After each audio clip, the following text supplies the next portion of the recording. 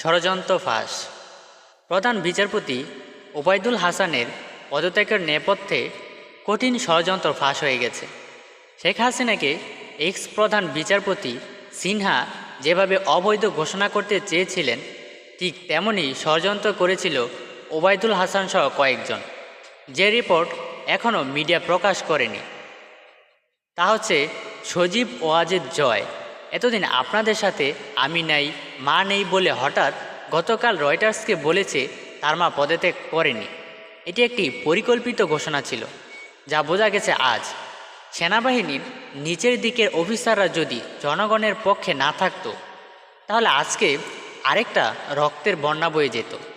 আজকেও সেনাবাহিনীর ছোট অফিসাররা রক্তক্ষয়ী সংঘর্ষ থেকে ছাত্র জনতাকে বাঁচিয়েছে।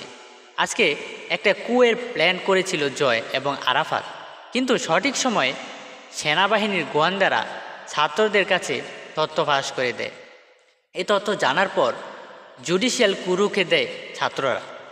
জয় আরাফাত আর তাদের গাইডদের গোপন প্ল্যান ছিল এরকম: ডক্টর মোহাম্মদ ইউনূস যখন রংপুরে আবু সাঈদের বাড়িতে পরিদর্শন করবে এবং কবর জিয়ারতের জন্য যাবেন, এবং তারপরে ওনারা হেলিকপ্টারে যখন আকাশে থাকবে, ঠিক সেই সময় হাইকোর্টের আপিল ডিভিশনের বিচারপতি ফুল কোর্ট বসিয়ে এই অন্তর্বর্তীকালীন সরকারকে অবৈধ ঘোষণা করবে।